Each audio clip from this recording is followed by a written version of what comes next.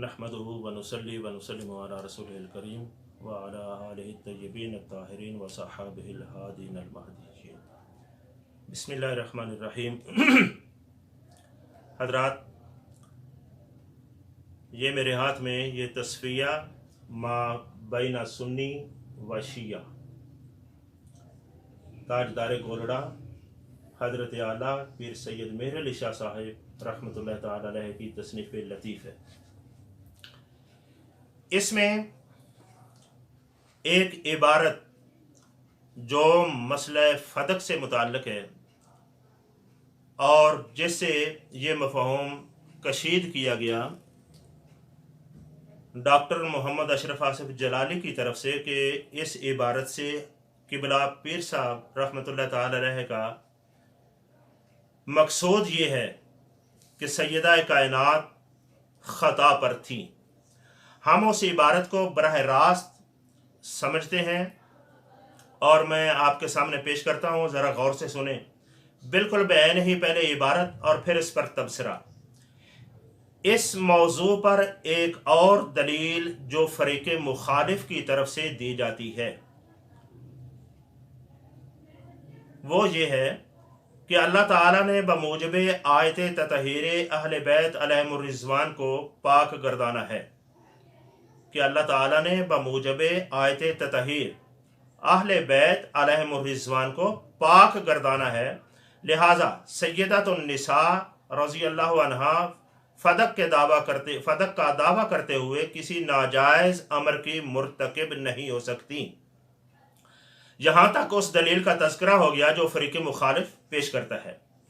आगे कहते हैं जवाबन, इस दलील का तफसीली जवाब आगे चलकर आयत ततहीर की फसल में दिया जाएगा। यहाँ इतना कह देना काफ़ी है कि आयत ततहीर का मतलब हरगिज़ ये नहीं कि ये पाक गरो मासूम हैं और उनसे किसी किस्म की भी ख़ता का सरज़द होना नामुमकिन है। इसका मतलब ये है कि अगर बमुक़्तज़ाए बशरियत उनसे कोई ख़ता सरज़द भी हो तो वो अफ़्व ततहीर इलाही में दाखिल होगी। सय्यदतुन निसा रज़ी अल्लाह अन्हा की तहरीक और सिलसिला जुम्बानी ने हमको समझा दिया कि आया यूसीकुमुल्लाहु फ़ी औलादिकुम लिज़्ज़करि मिस्लु हज़्ज़िल उन्सयैन, खुदा तुम्हारी औलाद के मुताल्लिक़ तुमको इरशाद फरमाता है कि एक लड़के का हिस्सा दो लड़कियों के बराबर है।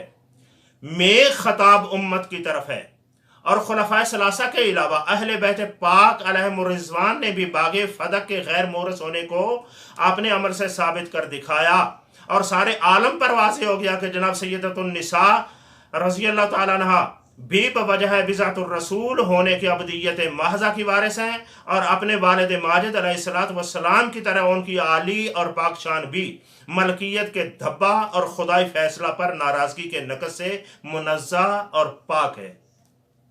ये वो इक़्तिबास था जिसको पेश करके सैयदा ज़हरा सलामुल्लाहि अलैहा की तरफ ख़ता को मंसूब किया गया। अब इस पर वजाहत के तौर पर मैं ये कहना चाहता हूँ कि ये इक़्तिबास शुरू हो रहा है कि इस मौजू पर एक और दलील। सबसे पहले तो वो मौजू समझें जिसको वो फरमा रहे हैं इस मौजू पर। वो मौजू क्या है? वो मौजू यानी मुतालबा वरासत। एक और दलील जो फ़रीक़ मुखालिफ की तरफ से दी जाती है, फ़रीक़ मुखालिफ से मुराद शिया रवाफिज़, वो दलील ये है। अब ये जो अल्फाज आ रहे हैं ये फ़रीक़ मुखालिफ की तरफ से आ रहे हैं कि अल्लाह ताला ने बमूजब आयत ततहीर इन्नमा युरीदुल्लाहु लियुज़हिबा अन्कुमुर रिज्स, उसके मुताबिक अहले बैते नबी अलैहिमुर्रिज़वान को पाक गर्दाना है। यानी ये मद्दे मुकाबिल की तरफ से उनकी तरफ से ये सवाल आ रहा है। अहले बैत अलैहिमुर्रिज़वान को पाक कहा गया है आयत ततहीर में। लिहाजा सय्यदतुन निसा रज़ी अल्लाह अन्हा फ़दक का दावा करते हुए किसी नाजायज़ अमर की मुर्तकिब नहीं हो सकती। यानी मुखालिफीन ने जो चीज़ पेश की, एक तो ये चीज़ ये ज़हन में रखना है, एक ये चीज़ पेश की कि आयत ततहीर का मफाद ये है कि ये लोग मासूम और पाक हैं। ये उन्होंने اپنی بنیاد رکھی اور اس پر اس امر کو مرتب کیا، جس کو لہذا سے بیان کیا جا رہا ہے وہ یہ کہ لہذا سیدۃ النساء مطالبہ کرتے ہوئے کسی ناجائز امر کی مرتکب نہیں ہوئی۔ تو گویا کہ مخالفین کی طرف سے آنے والی دلیل اور اس کا اثر جو بیان کیا جا رہا ہے، ان کو دو الگ الگ حصوں میں سمجھا جائے۔ ایک یہ ہے کہ مخالفین یہ کہتے ہیں کہ آیت تطہیر کا تقاضا یہ ہے کہ یہ آل قصا معصوم ہے۔ دوسرا حصہ جو ہے جس میں آگے لہذا سے بیان کیا گیا، اس میں یہ ہے کہ سیدہ زہرا نے کسی ناجائز امر کا ارتکاب نہیں کیا۔ اب آگے جواب میں تاجدار گولڑا سیدنا پیر سید مہر علی شاہ صاحب رحمۃ اللہ علیہ کیا فرماتے ہیں۔ یاد رکھو، میں یہ یہاں سمجھانا چاہتا ہوں، یہاں پر وہ مخالطے کی بنیاد ہے جو میں سمجھتا ہوں کہ خطا منسوب کرنے والوں کو ہو گئی۔ یہاں پر اگلے آنے والے جواب کو انہوں نے سمجھا کہ مخالفین کے سوال کا جو دوسرا حصہ ہے نا، جس کو لہذا سے تعبیر کیا گیا، اس کا جواب پیر صاحب دے رہے ہیں۔ ایسا نہیں ہے، اس کا جواب نہیں دے رہا ہے۔ وہ پہلے حصہ جو ان کا مقدمہ ہے، جو ان کا مذہب ہے، جس پر آگے اثرات کو مرتب کر رہے ہیں، اس پہلے ان کے دعویٰ کا جواب دے رہے ہیں کہ آیت تطہیر کا یہ معنی نہیں کہ اہل بیت پاک معصوم ہے۔ یعنی صرف جواب اس امر کا دے رہے ہیں کہ آیت تطہیر کا مفاد یہ نہیں کہ آل قصا معصوم ہے، اس کا جواب دے رہے ہیں، نہ یہ کہ ان کی طرف سے یہ سوال تھا کہ حضرت سیدۃ النساء نے کسی ناجائز امر کا ارتکاب نہیں کیا، اور پیر صاحب جواباً اس کو یہ کہنا چاہتے ہیں کہ نہیں، اس کا میں جواب دے رہا ہوں کہ انہوں نے واقعی ناجائز امر کا ارتکاب کیا ہے۔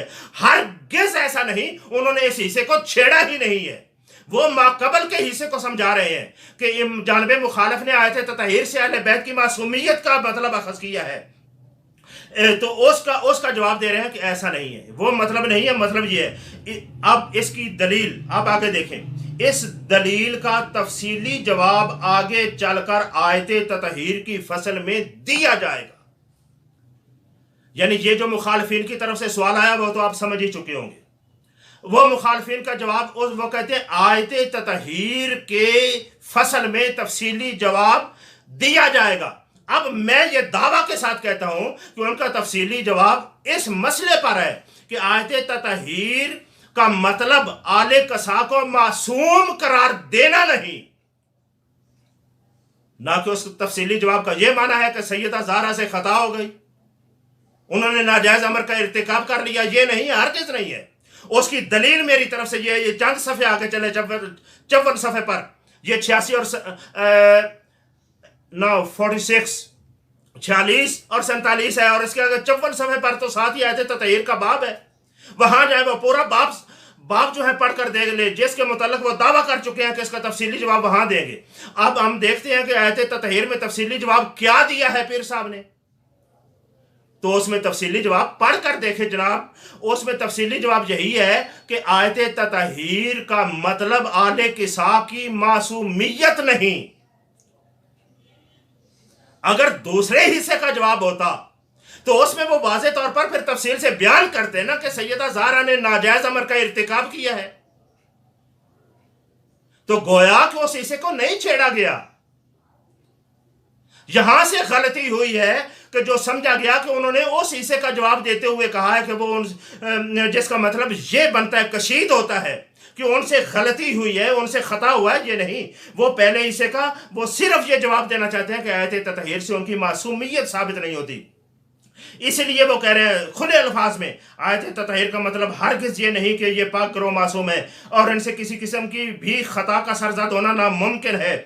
آگے اس کا مطلب سمجھاتے ہیں، پھر ہے کیا مطلب وہ سمجھا رہے ہیں۔ اس کا مطلب یہ ہے کہ اگر بمقتضائے بشریت ان سے کوئی خطا سرزد بھی ہو تو عفو و تطہیر الہی میں داخل ہوگی، اگر ہو، یعنی امکان کا بیان کر رہے ہیں۔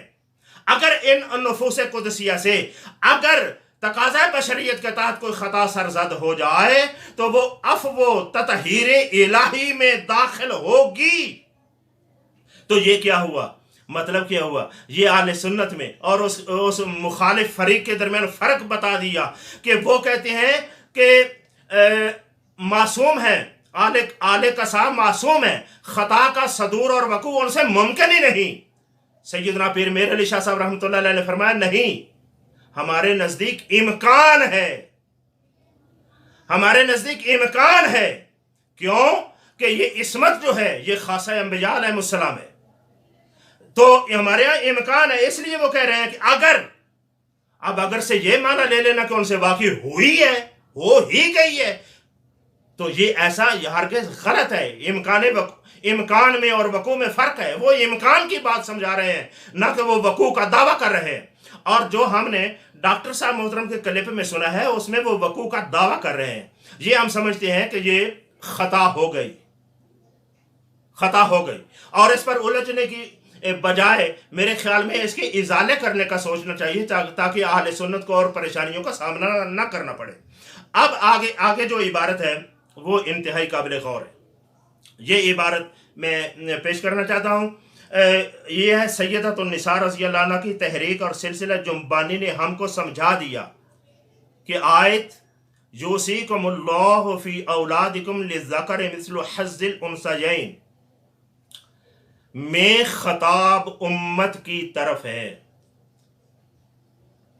مجھے یہ بام ہوتا ہے کہ یہاں سے بھی کشید کیا ہو گیا کہ ان کی تحریک اور سلسلہ جنبانی نے ان کے مطالبہ کو ریجیکٹ کیا، یعنی ان کو مبنی بر خطا کہہ دیا، اور دوسرا سلسلہ جو ہے اس کو مبنی بر حق قرار دیا، جہاں سے انہوں نے شاید اخذ کیا ہو۔ یہ شاید والی بات ہے، لیکن میں کہتا ہوں کہ یہ جو انہوں نے فرمایا ہے نا، تحریک اور سلسلہ جنبانی نے ہم کو یہ سمجھایا، یہ بات تب سمجھ آئے گی جب یہ ابتدا سے دیکھیں۔ اصل میں انہوں نے بات جہاں سے شروع کی تھی وہاں یہ سوال ہے کہ ابوبکر صدیق نے سیدہ فاطمہ الزہرا کو میراث پدری سے محروم کیا، حالانکہ قرآن کریم کا ارشاد ہے یوصیکم اللہ فی اولادکم للذکر مثل حظ الانثیین۔ یہ سوال تھا، اس کا جواب دیتے ہوئے سیدنا پیر میر علی شاہ صاحب نے فرمایا اس آیت شریف میں خطاب جو قوم ہے نا، یوصیکم، یہ قوم امت کے لیے ہے۔ اصل میں اس پر بات چل رہی تھی کہ یوصیکم اللہ میں قوم کا خطاب امت کے لیے ہے یا نبی کو بھی شامل ہے؟ تو پیر میر علی شاہ رحمۃ اللہ علیہ کا دعویٰ ہے یہ قوم کا خطاب امت کے لیے ہے۔ تو اب کہتے ہیں ان کو جواب دیتے ہوئے یہاں انہوں نے یہ سمجھایا کہ سیدۃ النساء کے سلسلہ جنبانی اور تحریک نے ہمیں سمجھا بھی دیا کہ یوصیکم اللہ فی اولادکم، اس میں جو خطاب ہے یہ امت کی طرف ہے، امت کی طرف ہے۔ کیوں کہ اس سے تو انہوں نے استدلال کیا ہی نہیں ہے، ہوتا تو ورنہ لا نارس و بلا نورس سننے کے بعد وہ یہ آیت کیوں نہیں پیش کی انہوں نے؟ یعنی یہ خطاب امت کی طرف ہے۔ باقی رہ گیا ایسے یہ کشید کرنا کہ ان کے سلسلے سے ہمیں سمجھ آ گئی کہ وہ اس سے مطالبہ کر رہی تھی یوصیکم اللہ کے تحت، اور آگے جانب آخر نے ان کا تقاضا ریجیکٹ کرتے ہوئے ہمیں سمجھا دیا کہ خطاب امت کی طرف ہے۔ ایسا ہرگز نہیں ہے، ایسا ہرگز نہیں ہے۔ اور اس کے سمجھنے میں یہ آگے عبارت آ رہی ہے وہ اس کو مزید واضح کرے گی۔ یہ خطاب امت کی طرف، یہ اس پر مسئلہ، اور یعنی مسئلہ سلسلہ جنبانی کا معنی یہ ہے کہ یہ مسئلہ چل نکلا، اور اس سارے قضیہ میں ہمیں مجموعی طور پر یہ سمجھ آیا گیا کہ یوصیکم میں جو خطاب ہے وہ امت کی طرف ہے۔ آگے ہے اور خلفائے ثلاثہ کے علاوہ اہل بیت پاک علیہم الرضوان نے بھی باغ فتح کے غیر مورث ہونے کو اپنے عمل سے ثابت کر دکھایا، اور سارے عالم پر واضح ہو گیا کہ جناب سیدۃ النساء رضی اللہ عنہ بھی بوجہ بذات الرسول ہونے کے ابدیت محضہ کی وارث ہیں، اور اپنے والد ماجد علیہ السلام کی طرح ان کی عالی اور پاک شان سے بھی ملکیت کے دھبا اور خدائی فیصلہ پر ناراضگی کے نقص سے منزہ اور پاک ہے۔ یہ عبارت سمجھنے کے لائق ہے، آرے کی سمجھ میں جلدی اترنے والی بھی نہیں ہے۔ یعنی حضرت سیدہ زہرا سلام اللہ علیہ کی ہستی ملکیت کے دھبا سے بھی پاک، ملکیت کے دھبا سے بھی پاک، اور خدائی فیصلہ پر ناراض ہونے سے بھی پاک۔ تو معنی کیا ہوا؟ یہاں سے بھی اخذ ہو سکتا ہے کہ انہوں نے مالک ہونے کا دعویٰ کیا تھا جس سے ان کو روک دیا گیا، تو لہٰذا وہ اپنی زندگی میں ملکیت کے دھبا سے پاک ہو گئی، تو گویا کہ ان کا وہ ملکیت کا دعویٰ کرنا جو ہے وہ مبنی بر خطا تھا۔ ایسا ہرگز نہیں ہے۔ سنو، اہل سنت کے مذہب میں نے پہلی تقریر میں یہ امام ابن حجر عسقلانی کے بارے میں کے حوالے سے یہ ان کی عبارت کے ساتھ یہ بیان کر دیا تھا کہ سیدنا زہرا اس حدیث لا نارس ولا نورس میں ہر دو کا موقف سیدنا ابوبکر صدیق رضی اللہ عنہ اور سیدہ فاطمہ زہرا سلام اللہ علیہ کا ہر دو موقف اس حدیث کے تحت یہ تھا. لا نارس ولا نورس سیدہ زہرا سمجھتی تھی حق ملکیت نہیں ہے. لا نارس ولا نورس میں ممانت وہ ملکیت کی سمجھتی تھی، حق ملکیت نہیں ہے. مطالبہ کس کا کیا تھا؟ بطور ارث. یہ ایک الگ بنیادی مسئلہ ہے کہ ان کا مطالبہ بطور ارث تھا، وصیت تھا، ہبہ تھا، اس بات میں نہیں جاتے. مطالبہ کیا کیا تھا؟ حق تصرف کا، حق تصرف کا، اور حق ملکیت کا نہیں کیا، حق تصرف کا کیا تھا. اور وہ سمجھتی تھی کہ اس کی ممانت نہیں ہے. حضرت ابوبکر صدیق رضی اللہ تعالیٰ عنہ اس حدیث کے تحت سمجھتے تھے حق ملکیت کا بھی حق ملکیت بھی نہیں ہے اور اس میں تصرف کرنے کا حق بھی نہیں ہے. یہی صرف ان کا اجتہاد تھا ہر دو جانب سے، جس کے پیش نظر یہ ساری مباحث جو ہیں وہ سامنے آئیں، جن کے پیش نظر یوسیکم اللہ کے خطاب امت کی طرف ہونے کا مسئلہ سمجھ آیا. اور اسی وجہ سے انہوں نے کیونکہ ملکیت کا دعویٰ نہیں کیا، اس لیے ملکیت کے دھبا سے ہی وہ پاک رہیں.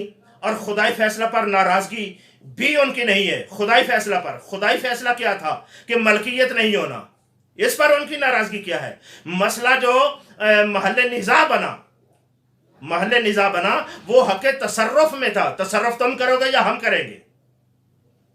یہ کریں گے ایسے ہی جس طرح حضور سید عالم صلی اللہ علیہ وآلہ وسلم اپنی حیات ظاہری میں کرتے رہے. مسئلہ یہ ہے کہ تم نے تصرف کرنا ہے یا ہم نے کرنا ہے. مسئلہ تصرف کا تھا، حق ملکیت. یہ پیر صاحب فرما رہے ہیں کہ بذات الرسول ہونے کے ساتھ ہوتے ہوئے وہ ابدیت محضہ کی وارث ہوئی اور ملکیت کے دھبا سے اور خدائی فیصلہ پر ناراضگی سے ان کا دامن پاک ہے. یہ سمجھا رہے ہیں. باقی رہ گیا مسئلہ اس سے یہ کشید کرنا وہ یہ کوئی تاثر دے رہے ہیں کہ سیدہ زہرا نے یہ مطالبہ غلط کیا تھا. میں نے کہا کہ ان کا مطالبہ امام ابن حجر عسقلانی سے دوبارہ کہہ رہا ہوں، انہوں نے حق ملکیت کا دعویٰ نہیں کیا، تصرف کا. یہی الجمع بین التاویلین، یہی صورت بن سکتی ہے تاویلات کے درمیان، تاویلات کے سہارے، جس میں دونوں کا تقدس جو ہے وہ رہ جاتا ہے. اور اہل سنت کا مذہب بھی یہی ہے، اسی پر ہمیں قائم بھی رہنا چاہیے. تو جب ایسی صورت موجود ہے، کسی کی طرف خطا منسوب کیے بغیر راستہ موجود ہے، تو تاجدار گولڑا سے کیسے ممکن ہے کہ وہ خطاوار ٹھہرائیں؟ اور پھر سیدہ زہرا سلام اللہ علیہا کو آپ کو خطاوار ٹھہرائیں؟ تو یہ انتہائی قابل غور بات ہے. اور ساتھ اس مسئلے کو سمجھنے کے لیے، یہ مسئلہ ویسے اس کو میں اچھالتا نہیں، یہ صرف سمجھانے کے لیے میں کہہ رہا ہوں کہ صحابہ کے حوالے سے جب آپ بات کرتے ہیں، مثلا حضرت امیر معاویہ ہیں یا اپنا جنگ صفین، یہ کوئی مسئلہ چھیڑنا مقصود نہیں ہے، آپ کو سمجھاؤں. سب ائمہ اہل سنت نے لکھا کہ ان سے خطائیں ہوئیں، لیکن ان کی خطا کا نعرہ سٹیج پر کوئی نہیں مارتا، نہیں روکا بھی جاتا ہے. ہم بھی کہتے ہیں کہ نہ تذکرے میں ہی نہ لاؤ، کیوں انتشار پھیلاتے ہو؟ تو میں کہتا ہوں کہ جن کے بارے سب نے خطا کا لکھا تھا ان کے بارے تو کف لسان کے لفظ بولے جاتے ہیں. جن کے بارے آج تک کسی نے خطا کا لفظ نہیں بولا، بلکہ یہاں تک کہ جو ان کے منہ سے نکل جائے وہ شریعت بنتی ہے، وہ شریعت کی تشریح اور تفسیر بنتی ہے. ان کی طرف خطا کے اعلان سٹیجوں پر سے کیے جائیں اور اسے اہل سنت کہا جائے، ہرگز نہیں ہے. یہ اہل سنت کا عقیدہ ہے، نہ اہل سنت کا موقف ہے. اور ایسی آواز کہیں سے بھی آ جائے، اگر کوئی شعوری طور پر کہے، شعوری طور پر اصرار کے ساتھ کہے، بعض اوقات ایسے ہوتا ہے کہ جملہ جو ہے وہ کسی وجہ سے نکل جاتا ہے تو وہ لزوم وغیرہ التزام یعنی اس میں نہیں ہوتا. اگر کوئی شعور اور اصرار کے ساتھ ایسا کرے گا تو پھر یہ سمجھ لینا چاہیے کہ یہ ایسی آواز جن گلوں سے آئیں یہ ناسبی اور خارجی زہر میں بجھی ہوئی زبانیں ہوتی ہیں. اللہ رب العالمین ہمیں حق کی اتباع نصیب فرمائے. وآخر دعوانا ان الحمدللہ رب العالمین.